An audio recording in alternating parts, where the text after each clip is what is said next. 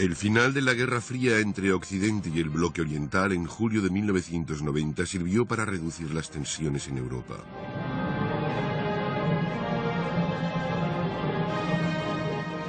La amenaza de guerra nuclear que existió durante 40 años y fue la mayor amenaza a la que se enfrentó el mundo, disminuyó.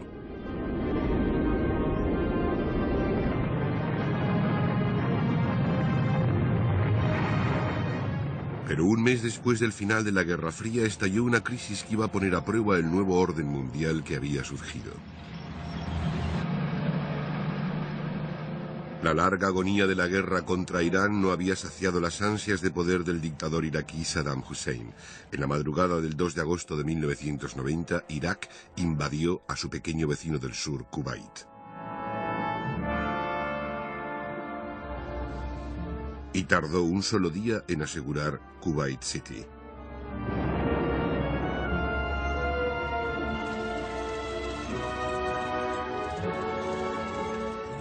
Una de las razones del repentino ataque de Saddam fue la negativa de Kuwait a renegociar el enorme préstamo que había concedido a Irak durante la guerra con Irán en la década de los 80. Y también el hecho de que Kuwait mantuviese muy bajo el precio del petróleo. Además, Kuwait estaba perforando pozos petrolíferos en una disputada zona fronteriza.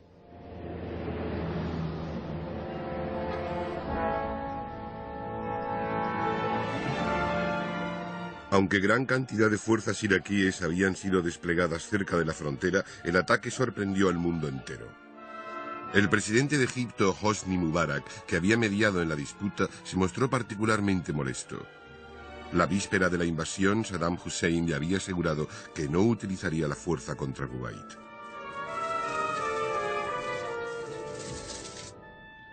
El Consejo de Seguridad de las Naciones Unidas se reunió urgentemente y condenó la invasión exigiendo una inmediata retirada de las fuerzas iraquíes.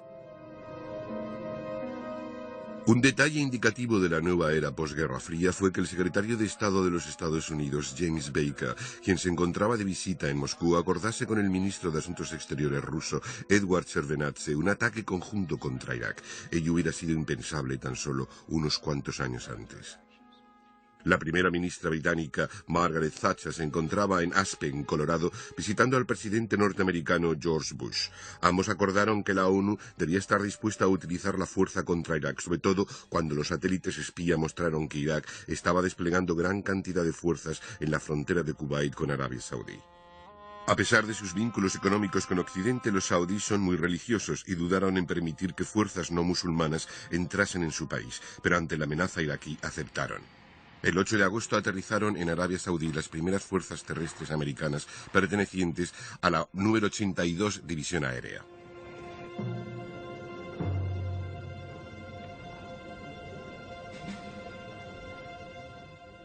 Dos días antes, la Liga Árabe también había decidido enviar urgentemente tropas a Arabia Saudí. Además, también fueron desplegados urgentemente aviones de combate británicos y americanos para proteger el espacio aéreo saudí.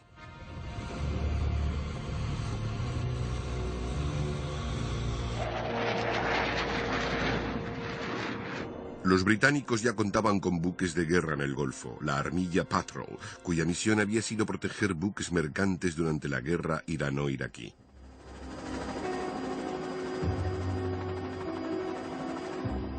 Los americanos también tenían buques estacionados que fueron rápidamente reforzados por los portaaviones Eisenhower e Independence, al que vemos en las imágenes.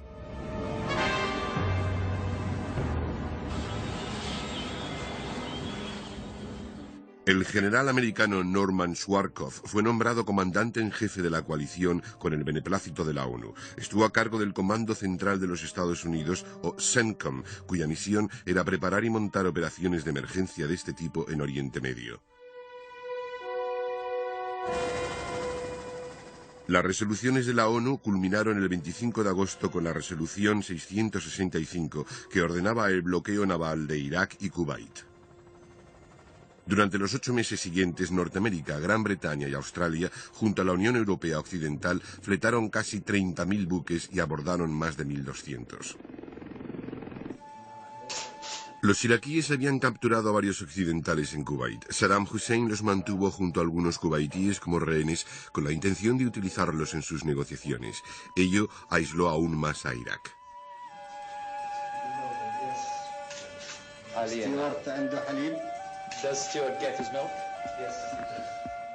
Saddam trató de ganarse la amistad de Irán liberando prisioneros hechos durante la guerra con este país y ofreciendo entregar territorios iraníes que mantenía ocupados. Sin embargo, Irán mantuvo una estricta postura neutral. Saddam también declaró una yihad o guerra santa para eliminar a las fuerzas extranjeras de Arabia Saudí, pero ninguna nación árabe se mostró convencida. Únicamente Yasser Arafat, líder de la OLP, apoyó abiertamente a Saddam visitando Bagdad varias veces. Ello dio como resultado que Irak declarase su apoyo a la causa palestina y también permitió que llegasen mercancías a Irak vía Jordania, donde la opinión pública estaba del lado de la OLP.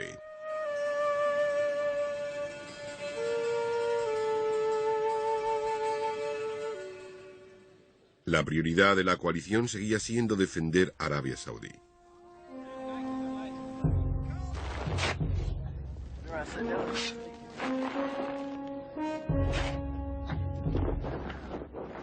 Al principio, la mayor preocupación era enfrentarse a los 5.500 tanques de Irak con los 600 de que disponía la coalición. Estos eran anticuados M60 de fabricación americana armados con cañones de 105 milímetros. Pero la situación mejoró, sobre todo con la llegada de la 24 División Mecanizada de Infantería, que contaba con 200 de los tanques más modernos de América, los M1 Abrams. Los franceses contribuyeron con la División Ligera Daguet, compuesta por tropas de la Legión extranjera y marines. Los británicos enviaron desde Alemania la 7ª Brigada Acorazada, cuyo símbolo, la rata del desierto, traía a la memoria a los ilustres antepasados que habían combatido en el desierto del norte de África durante la Segunda Guerra Mundial. Sus tanques Challenger fueron una ayuda muy bien recibida. La OTAN también dio su total apoyo, pero su estatuto le impedía desplegar tropas fuera de Europa. Sin embargo, Turquía, como miembro de la OTAN, proporcionó bases aéreas desde las cuales los aviones de la coalición podían operar contra Irak desde el norte. Muchas otras naciones del mundo, incluyendo africanas y asiáticas, también ayudaron a la coalición.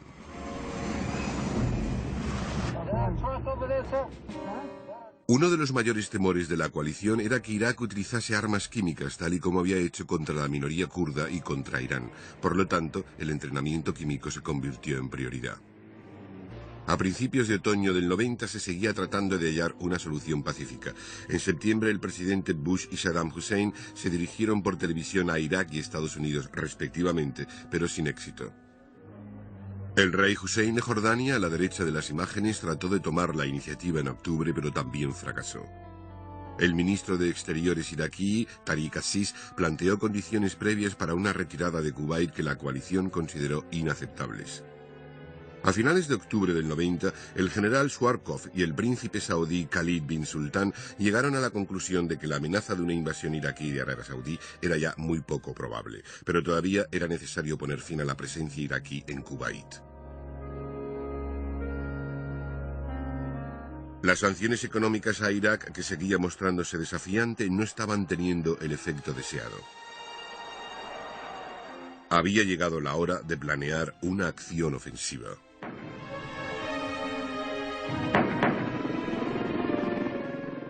La coalición aceptó que había llegado el momento de lanzar un ataque, pero la liberación de Kuwait debía conseguirse con las mínimas bajas posibles.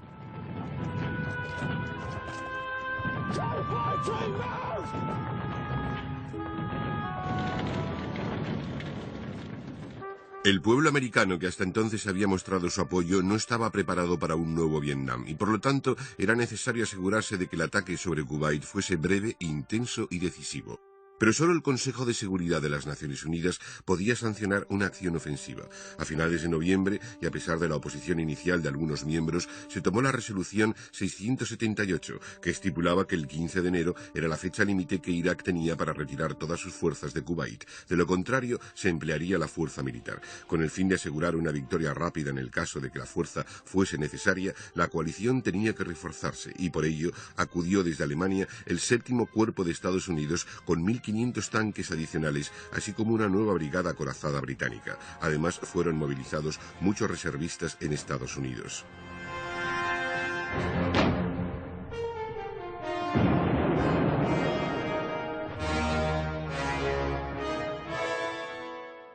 Un factor a tener en cuenta era que el 25 de marzo empezaba el Ramadán, o período de ayuno musulmán. A principios de marzo eran normales la lluvia y las tormentas de arena, y por lo tanto la liberación de Kuwait tenía que completarse para finales de febrero.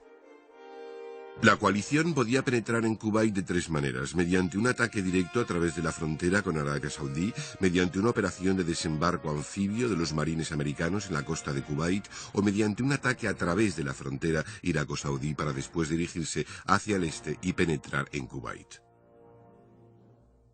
Pero los iraquíes habían fortificado la frontera sur kuwaití, así como la costa, y también habían plantado numerosos campos de minas frente a la costa. Por lo tanto, los estrategas de la coalición recomendaron la tercera opción, sobre todo teniendo en cuenta que Irak había reforzado poco sus defensas en la frontera saudí. Durante el otoño, varios políticos de talla, incluyendo al senador americano Jesse Jackson, viajaron a Bagdad para solicitar la liberación de los rehenes. Si bien dichas visitas no tenían carácter oficial, Saddam Hussein cedió a principios de diciembre y liberó a los rehenes occidentales. El secretario general de la ONU, Javier Pérez de Cuéllar, el secretario de Estado norteamericano Baker y el ministro de Exteriores ruso Shevardnadze seguían tratando de hallar una solución pacífica, pero en vano. El 15 de enero se cumplió la fecha límite para la retirada de Irak y el mundo se preparó para combatir. No tuvo que esperar mucho. En la madrugada del 17 de enero de 1991, los cazabombarderos F-117A despegaron con rumbo a Irak.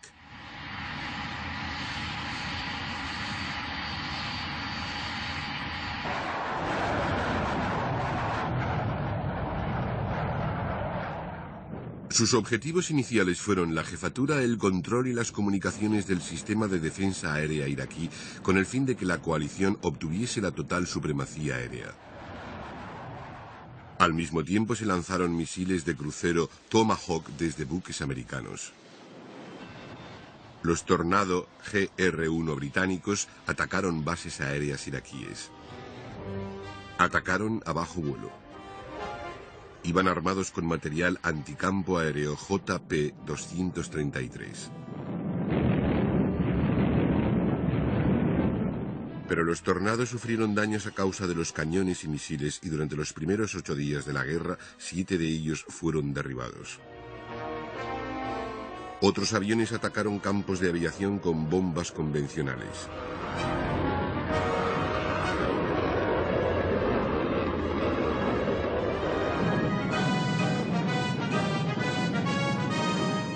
Los cazas de la coalición esperaban a la Fuerza Aérea iraquí, que incluía los modernos MiG-29 de fabricación rusa.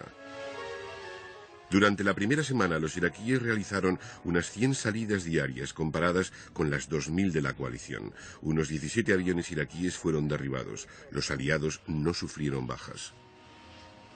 Las salidas iraquíes fueron disminuyendo hasta detenerse, y la coalición empezó a atacar los hangares donde los iraquíes guardaban sus aviones. Las armas teledirigidas alcanzaron varios objetivos, obligando a que muchos aviones iraquíes se refugiasen en Irán. Pero la ofensiva aérea de la coalición también tuvo otros objetivos prioritarios: edificios gubernamentales, centrales eléctricas y rutas de suministro. Se atacaron instalaciones de guerra química y nuclear.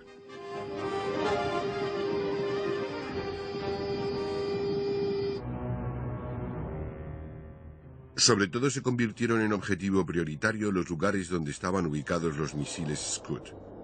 El segundo día de la guerra se lanzaron no menos de 7 misiles Scud sobre Tel Aviv y Haifa en Israel. 7 personas resultaron heridas. La noche siguiente, otros 4 misiles Scud fueron lanzados sobre Tel Aviv. Si bien Israel y la coalición temían que las cabezas de guerra contuviesen químicos, estaban compuestas únicamente de explosivo. A pesar de ello, se temió que Israel contraatacase con su fuerza aérea y que los miembros árabes de la coalición la abandonasen antes de unirse con su enemigo tradicional. Por ello, Estados Unidos desplegó una frenética actividad diplomática y más tarde envió a Israel misiles tierra-aire Patriot. Los Patriot habían tenido éxito contra los Scud por primera vez cuando 2 de estos últimos fueron lanzados contra Arabia Saudí el 19 de enero. Los Patriot interceptaron ambos misiles.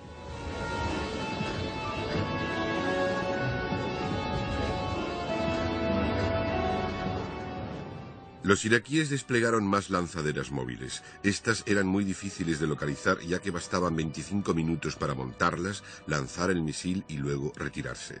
Se utilizaron grupos de fuerzas especiales para localizarlas y varias salidas aéreas tuvieron que ser desviadas desde otros objetivos.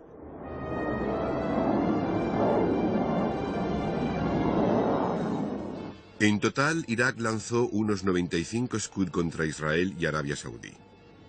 Las baterías de misiles Patriot lograron interceptar algunos, pero a veces no pudieron destruir las cabezas de guerra. Sin embargo, el rápido despliegue de baterías a Israel logró evitar la amenaza de un ataque israelí sobre Irak.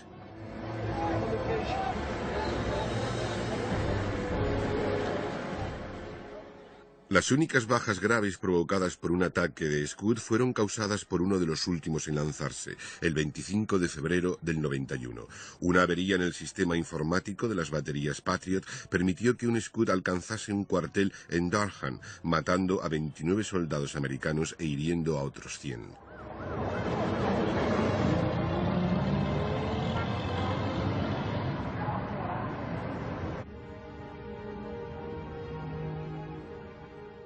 Los iraquíes también utilizaron terror ecológico. El 23 de enero abrieron las válvulas de las bombas de petróleo del depósito de carga de petróleo en Kuwait. El norte del Golfo Pérsico pronto se cubrió de una gruesa y extensa capa de petróleo.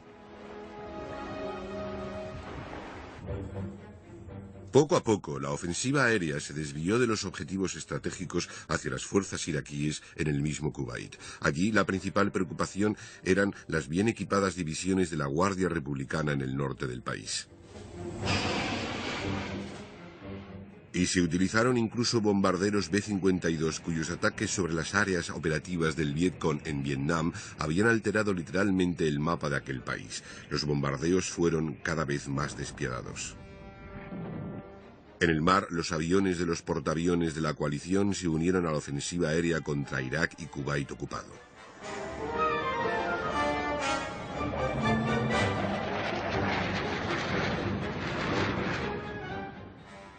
Los veteranos acorazados de la Segunda Guerra Mundial, Missouri, Wisconsin y New Jersey, bombardearon las defensas costeras iraquíes en Kuwait con sus cañones de 16 pulgadas.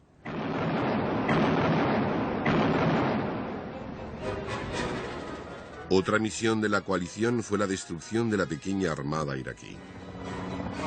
Helicópteros armados con misiles antibuque tomaron parte en dicha destrucción. Las operaciones también empezaron a limpiar de minas las aguas del norte del Golfo. Aquí fueron los dragaminas de casco plástico de la Armada Real los que iniciaron las operaciones.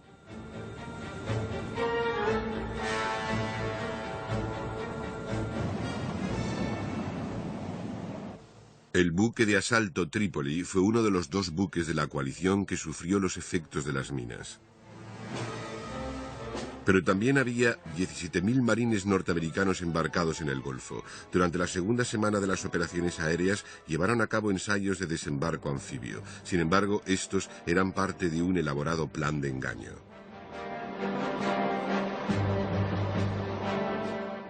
Schwarzkopf decidió que el ataque principal debía realizarse desde el oeste a través de la frontera iraco-saudí y por lo tanto trasladó el grueso de sus fuerzas al oeste. El plan final contemplaba ataques de los marines americanos y de las fuerzas árabes a través de la frontera saudí-kuwaití. Estas fuerzas se encargarían de liberar Kuwait City. En el extremo izquierdo estarían el 18 Cuerpo Aéreo de Estados Unidos y los franceses, quienes atacarían rápidamente hacia el norte con el fin de cortar las rutas de escape iraquíes de Kuwait. El 7º Cuerpo Acorazado de Estados Unidos junto a la 1ª División Acorazada Británica atacarían el norte y luego se dirigirían hacia el este, penetrando en Kuwait. De esta manera las fuerzas iraquíes quedarían atrapadas y se verían obligadas a rendirse. Los iraquíes no lograron detectar el nuevo despliegue de fuerzas debido a la supremacía aérea de la coalición.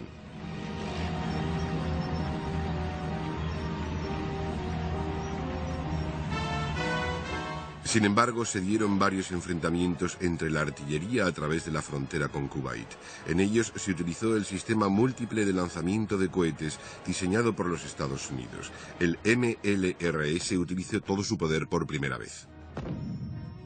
Las primeras acciones importantes se llevaron a cabo la noche del 30 de enero, cuando patrullas iraquíes fuertemente armadas cruzaron la frontera por 4 sitios. Entraron por la desértica población fronteriza de Kafi y al día siguiente enviaron más tropas. Sin embargo, estas fueron atacadas por los A-10 Mohawks americanos y otros aviones.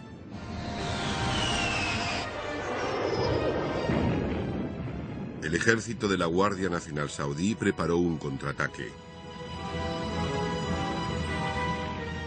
y logró expulsar a los iraquíes causándoles un gran número de bajas.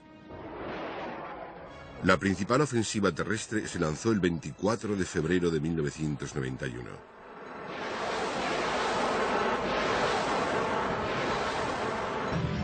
Las primeras en atacar fueron las fuerzas árabes y los marines norteamericanos. Consiguieron abrir una brecha en las defensas iraquíes en varios puntos de la frontera de Kuwait. Más hacia el oeste y apoyado por una gran flota de helicópteros, el 18º Cuerpo Aéreo de los Estados Unidos cruzó la frontera con Irak y se dirigió hacia el norte, hacia el río Éufrates. Los franceses protegían el flanco izquierdo. Al acabar el día, la División Aérea de Estados Unidos número 101, utilizando helicópteros, había establecido una base de ataque a 80 kilómetros en el interior de Irak. Estos éxitos iniciales permitieron que Schwarzkopf lanzase al ataque al 7º Cuerpo.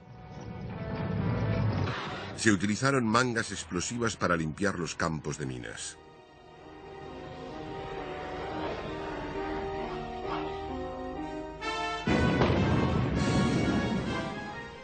A media tarde, los tanques americanos y británicos estaban bombardeando suelo iraquí.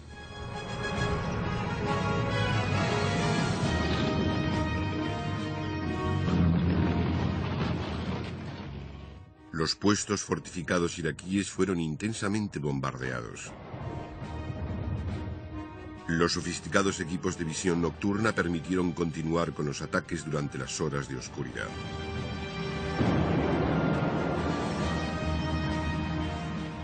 Y aumentó la destrucción ocasionada durante semanas de bombardeos.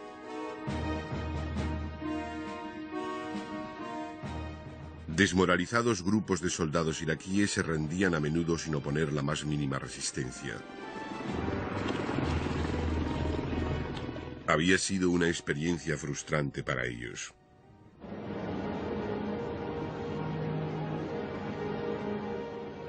Pero Saddam Hussein había ordenado la destrucción de los 950 pozos petrolíferos de Kuwait. Fueron incendiados y pronto el cielo kuwaití se cubrió de una espesa capa de humo tóxico. A pesar de ello, las fuerzas de la coalición siguieron avanzando hacia sus objetivos.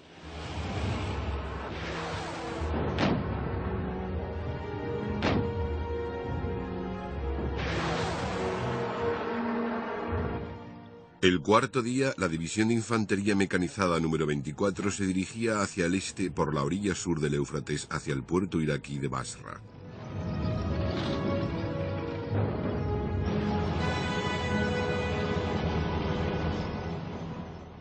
Las tropas de Kuwait y otras fuerzas árabes entraron triunfantes en Kuwait City. Al mismo tiempo, el poder aéreo de la coalición bombardeaba las fuerzas iraquíes que escapaban hacia el norte desde la capital kuwaití.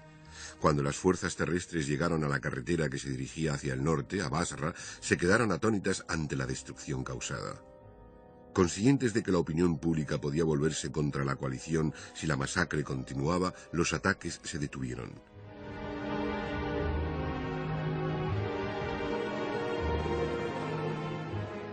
Tres días más tarde, el 3 de marzo, Schwarzkopf llegaba a Shafran, una pequeña población iraquí cercana a la frontera con Kuwait. Allí, él y otros jefes de la coalición se reunieron con representantes iraquíes. La victoria de la coalición había sido tan aplastante que los iraquíes no tuvieron más remedio que aceptar sus condiciones para un alto el fuego. La guerra del Golfo Pérsico puso de relieve la sofisticación que había alcanzado la tecnología armamentista. El misil de crucero Tomahawk, con su sistema informático programado, podía volar cientos de kilómetros y alcanzar su objetivo con absoluta precisión. Otras armas aéreas también eran capaces de lograr tal precisión. Algunos misiles llevaban incorporadas cámaras en el morro y las imágenes registradas iban a sorprender a las audiencias televisivas de todo el mundo.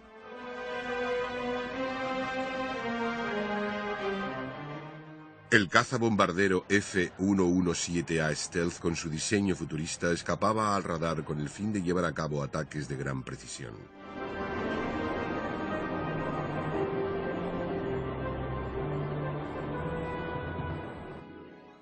La capacidad del misil Patriot para interceptar cohetes Scud también causó gran impresión.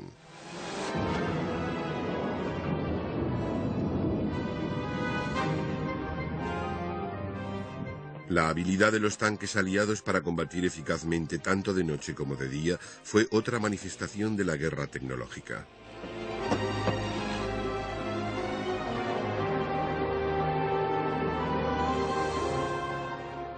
Los avances tecnológicos en el armamento habían convertido la guerra en algo mucho más clínico.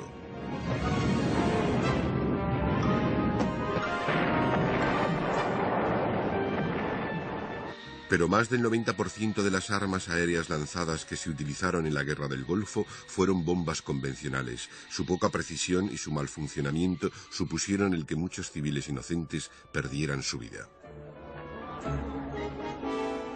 Además, se dieron varios incidentes en los que las fuerzas de la coalición se dispararon entre sí. Fueron los llamados fuegos amistosos, los cuales causaron un importante número de bajas. Por ello, a pesar del sofisticado armamento, la guerra convencional en los 90 ha demostrado ser tan brutal como lo ha sido siempre.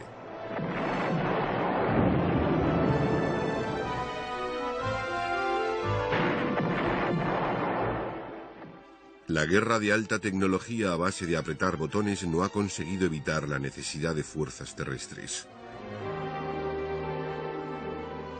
Tras la Guerra del Golfo, la ONU estableció espacios aéreos de seguridad para proteger los marjales árabes del sur de Irak y a la minoría kurda del norte. Sin embargo, Saddam Hussein sigue en el poder y la ONU ha tenido que ejercer una gran presión para obligarla a desmantelar sus instalaciones de guerra nuclear y química, condición previa para levantar las sanciones económicas contra Irak. Pero los iraquíes siguen dificultando en lo posible la labor de los equipos de inspección de la ONU.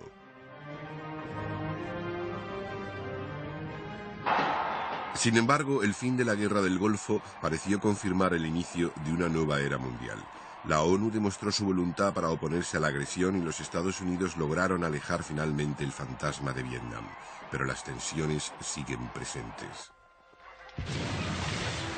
La guerra contra el terrorismo sigue librándose en muchas partes del mundo.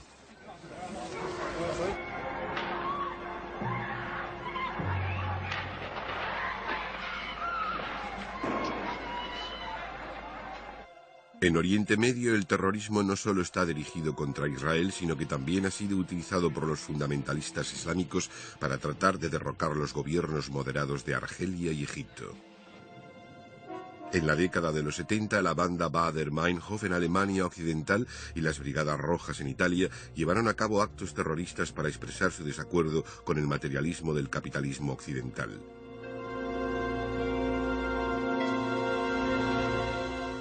En España, ETA, organización dedicada a la creación de un Estado vasco independiente en el noroeste del país, ha estado en guerra con el gobierno de Madrid durante muchos años.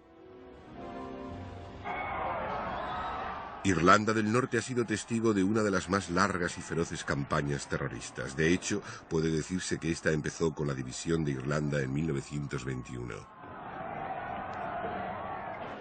La fase más reciente empezó en 1968 con las protestas de la minoría católica que pretendía una mejora de los derechos civiles. Las tropas británicas acudieron a Irlanda para mantener la paz entre católicos y protestantes. Nadie imaginaba entonces que 25 años más tarde seguirían estando allí.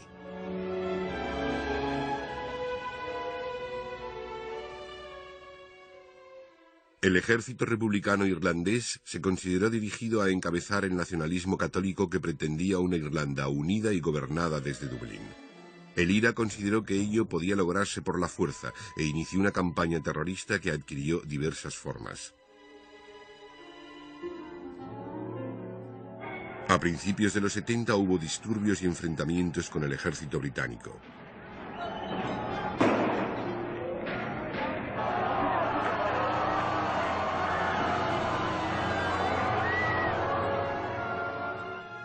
Más tarde fueron sustituidos por emboscadas contra el ejército y las patrullas de policía. También fueron asesinadas personas de Ulster que trabajaban para las fuerzas de seguridad.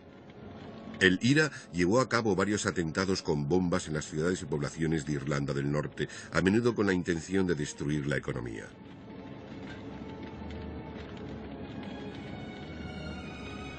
También atacó objetivos concretos en Gran Bretaña con la intención de hacerse publicidad y enemistar al pueblo británico con Irlanda del Norte. Entonces surgieron bandas terroristas protestantes, y tanto estas como las bandas republicanas llevaron a cabo asesinatos de carácter sectario. De hecho, el terrorismo hizo que los protestantes se mostrasen más reacios a aceptar un compromiso pacífico. En la década de los 80, los gobiernos de Londres y Dublín empezaron a colaborar con el fin de hallar una solución pacífica. A finales de 1993, los primeros ministros Major y Reynolds declararon que todos los partidos políticos, incluyendo el Sinn Féin, brazo político del IRA, serían invitados a participar en la creación del futuro de Irlanda del Norte. Primero el IRA tenía que renunciar a la lucha armada. Su respuesta fue un audaz ataque con morteros sobre el aeropuerto de Heathrow en Londres y otros actos terroristas, mientras el Sinn Féin se limitaba a buscar evasivas. En 1994 toda una generación había crecido en Irlanda del Norte sin haber conocido una vida sin violencia, a pesar de que tan solo una pequeña parte de la población estaba activamente implicada en los actos violentos. Otra forma de terrorismo más reciente ha sido la utilizada por los barones de la droga en América Central y Sudamérica, sobre todo en Colombia. Su objetivo es evitar que los gobiernos interfieran en sus operaciones.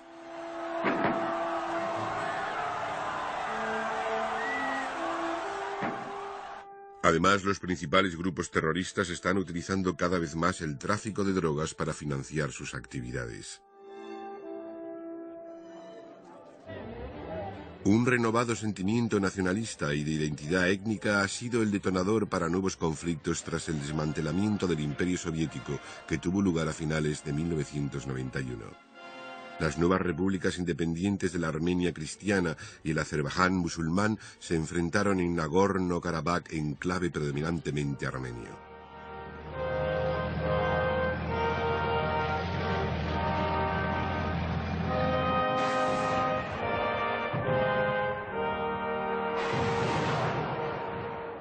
En Georgia, el nacionalismo hizo que las minorías étnicas tratasen de separarse y crear sus propios estados.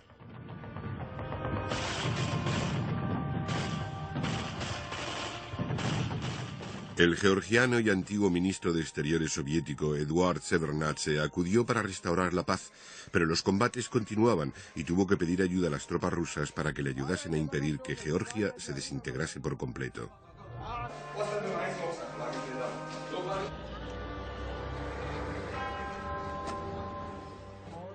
En la misma Rusia, antiguamente centro del Imperio Soviético, los intentos de introducir el consumismo occidental como sustituto del viejo sistema comunista en la bancarrota han provocado conflictos. Muchos rusos se resintieron de no ser ya una superpotencia mundial. Las tiendas vacías, la inflación galopante y el desempleo avivaron la llama de la frustración. Mikhail Gorbachov fue considerado un héroe mundial cuando puso fin a la Guerra Fría.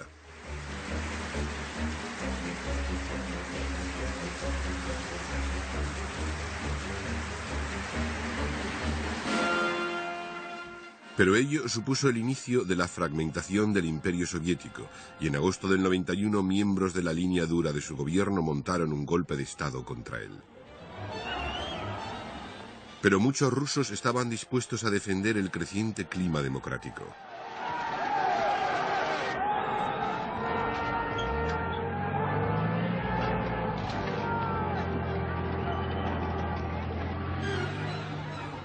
Al frente de ellos se encontraba el carismático Boris Yeltsin, líder de la República Rusa, que consiguió que el ejército se pusiera de su parte, convenciendo a las tropas de que no podían disparar sobre sus compatriotas rusos. Yeltsin rescató a Gorbachov y el intento de golpe de Estado acabó convirtiéndose en el tiro de gracia para el comunismo soviético y su imperio. Ello supuso que Gorbachov desapareciese de la escena y Yeltsin se convirtiese en el centro de atención. Pero en octubre del 93, Yeltsin se vio presionado cuando la línea dura del Parlamento ruso trató de derrocarlo por la fuerza.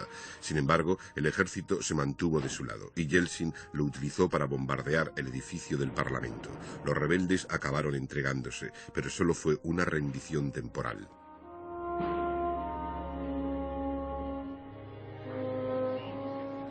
En los Balcanes, en la multiétnica Yugoslavia, el hombre fuerte Josip Tito había desarrollado una política de descentralización y el país se había convertido en una confederación de 8 pequeños estados. Cuando Tito murió en 1980 empezaron los problemas.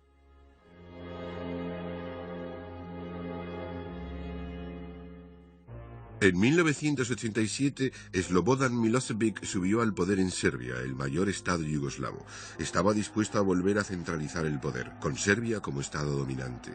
Los estados que tenían una mayoría no serbia se mostraron disconformes, y ello quedó reflejado en las elecciones de 1990 y 1991. Estos estados declararon su independencia. Las minorías serbias en Eslovenia y Croacia se opusieron. Y enseguida estalló la violencia. El ejército federal yugoslavo acudió y estalló la guerra.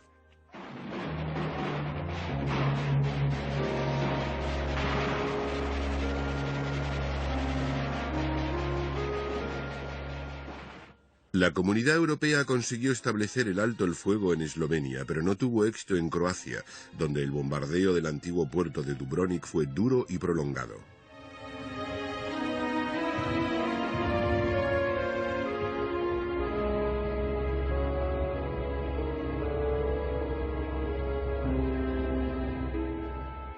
La ONU impuso un embargo de armas en toda la antigua Yugoslavia y empezó a enviar cascos azules. Su misión era la de mantener la paz, pero la situación pronto cambió y tuvieron que empezar a escoltar convoyes con ayuda humanitaria a través de las comunidades sitiadas.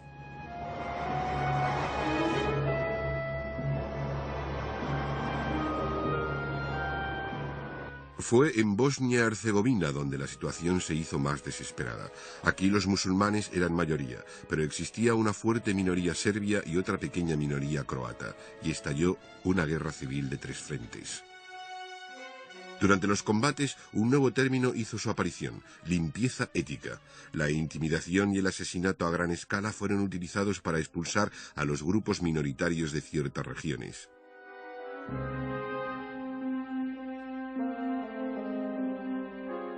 Ello creó un flujo de refugiados cada vez mayor, y los esfuerzos humanitarios de la ONU no daban abasto.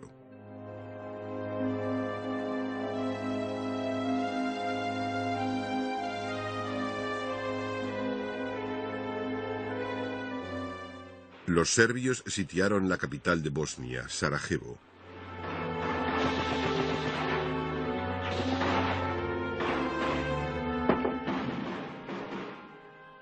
La ciudad fue sometida a un prolongado bombardeo.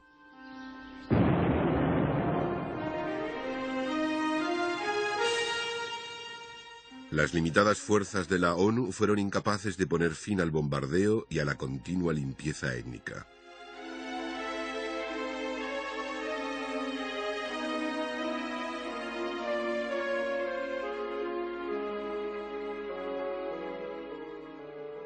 Se hicieron innumerables esfuerzos para conseguir la paz, sobre todo por parte del americano Cyrus Vance y el británico Lord Auburn, pero todo fue en vano. Asimismo, los alto el fuego locales organizados por la ONU solían ser violados a las pocas horas. La ONU trató de crear zonas de seguridad, sobre todo para las comunidades musulmanas sitiadas, pero ello a menudo aumentó la intransigencia y dificultó el esfuerzo humanitario. Conscientes de que rivalidades étnicas similares en los Balcanes habían ayudado a desencadenar la Gran Guerra de 1914-18, las fuerzas de la ONU en la antigua Yugoslavia siguieron tratando de contener y detener los combates. La nueva misión militar de la ONU, escoltar ayuda humanitaria, también se llevó a cabo en Somalia, donde señores de la guerra locales habían reducido a la completa anarquía este paupérrimo país víctima de la hambruna. Y cuando las tropas de los Estados Unidos, actuando bajo los auspicios de la ONU, aunque sin llevar la boina azul, intentaron reducir el caos reinante, llevando a cabo ofensivas contra los señores de la guerra, solo consiguieron ganarse la enemistad del pueblo somalí. Ello agravó la frustración a la que la ONU tan a menudo se enfrenta.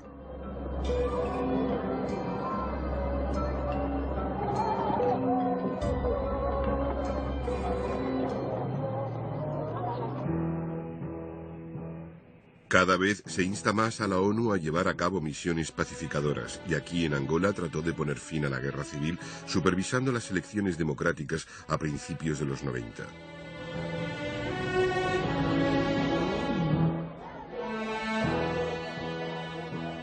Desgraciadamente, los combates volvieron a reanudarse casi de inmediato.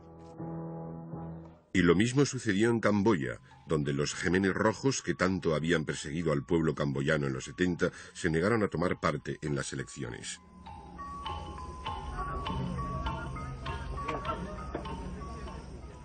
Otro tipo de misión pacificadora es interponer a las tropas de la ONU entre los bandos combatientes. El problema es que corren el peligro de ser atacadas. Y por lo tanto sería necesario un gran contingente de tropas de la ONU dotadas de potentes armas capaces de igualar a las de sus adversarios. Y en la era de la posguerra fría es dudoso que los Estados miembros de la ONU tengan la intención de hacerlo.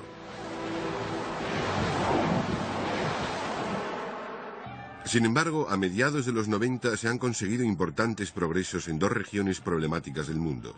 2 años de negociaciones, a veces secretas, han conseguido que Israel empiece a renunciar a los territorios árabes que ha ocupado desde 1967. Ello le ha dado a los palestinos de Yasser Arafat cierto control sobre su destino. La transición de Sudáfrica, que ha pasado del apartheid a una sociedad realmente multirracial, ha generado mucha violencia, sobre todo entre el movimiento Zulú Inkatha y su rival, el Congreso Nacional Africano.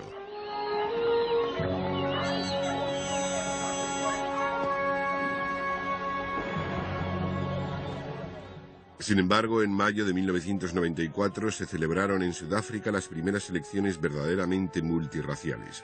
Para sorpresa de muchos, no hubo actos violentos de importancia, y Nelson Mandela se convirtió en el primer presidente negro del país.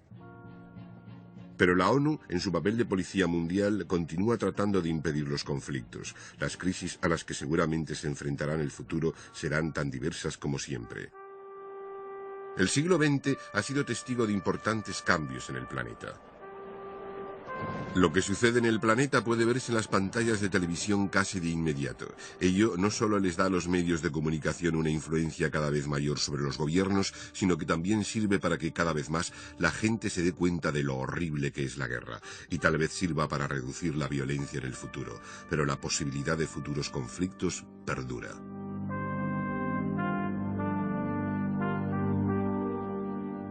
Algunas de las guerras más crueles del siglo han sido provocadas por dictadores como Hitler. Este tipo de gobernante sigue existiendo y su deseo de poder a menudo les lleva a la agresión, tanto contra su propia gente como contra los países vecinos. Una de las causas principales de la larga y sangrienta guerra de 1914-18 fue la rivalidad étnica y nacionalista, y actualmente existe un sentimiento renovado de identidad étnica y nacionalista, sobre todo en el este de Europa y en los estados del antiguo Imperio Soviético. Ello, como hemos visto, ha conducido a conflictos armados y es posible que surjan más en el futuro. Especialmente en África, el tribalismo está a flor de piel. En la primera mitad de la última década del siglo, ello ha dado como resultado amargas guerras civiles, como en Liberia y en Ruanda.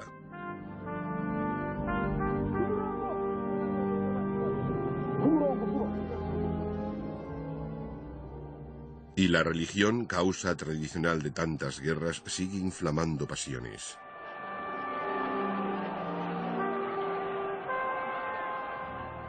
El siglo XX ha estado dominado por grandes ideologías, como el comunismo y el fascismo, cuyas diferencias han provocado guerras. La ideología sigue siendo una fuerza, aunque desde el final de la Guerra Fría ha perdido intensidad.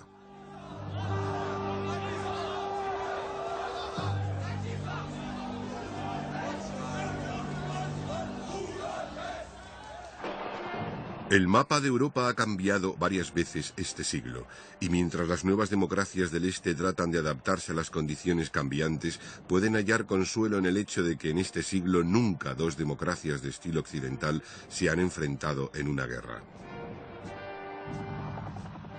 Estos estados, junto a Rusia y otras antiguas repúblicas soviéticas, se acercan cada vez más a Europa Occidental y América del Norte. De hecho, en 1994, muchos países que habían pertenecido al Pacto de Varsovia han recibido el estatus de asociado en la OTAN, su antiguo enemigo, y ahora el papel que desempeñan en la ONU es mucho más importante. Otro signo alentador es el esfuerzo que se está haciendo por controlar los niveles de armamento a través del Congreso de Seguridad y Cooperación en Europa.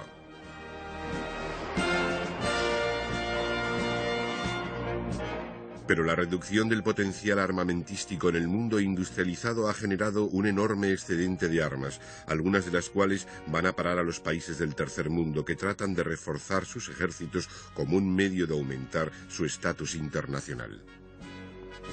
Los países productores de armas siguen estando dispuestos a vender armamento por razones políticas y económicas. Sin embargo, el principal temor es que las armas nucleares, químicas y biológicas, sobre todo las grandes remesas de la antigua Unión Soviética, caigan en manos de regímenes dictatoriales con ansias de poder. Muchos países han firmado tratados para evitar la proliferación de estas armas terribles, pero se sospecha que algunos países que no lo han hecho tengan capacidad nuclear o la estén desarrollando. Estos incluyen Israel, Irán, India, Pakistán y Corea del Norte.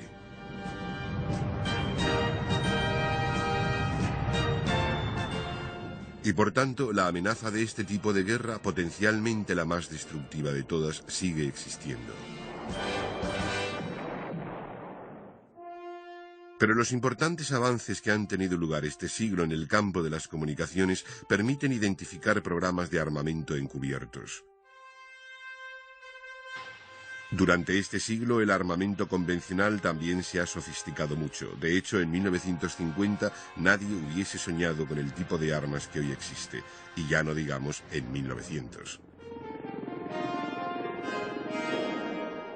Pero sin embargo, al margen de la sofisticada apariencia tecnológica que tiene el mundo actual, las causas de la guerra moderna siguen siendo las mismas de siempre. La ironía es que a menudo el moderno armamento de alta tecnología es incapaz de evitar y detener estas guerras.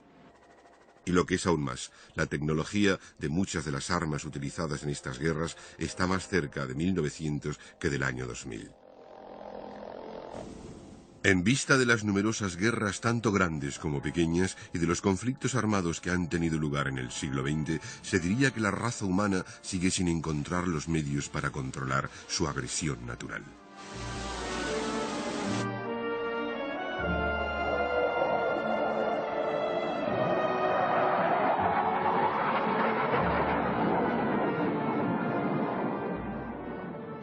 Pero en las puertas del siglo XXI, los progresos conseguidos a la hora de que antiguos enemigos colaboren juntos ofrecen un rayo de esperanza para el futuro.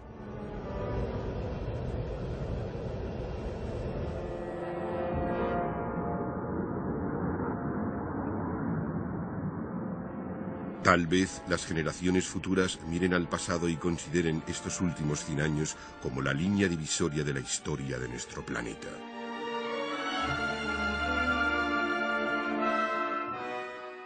En ese caso, el siglo de la guerra no habría sido en vano.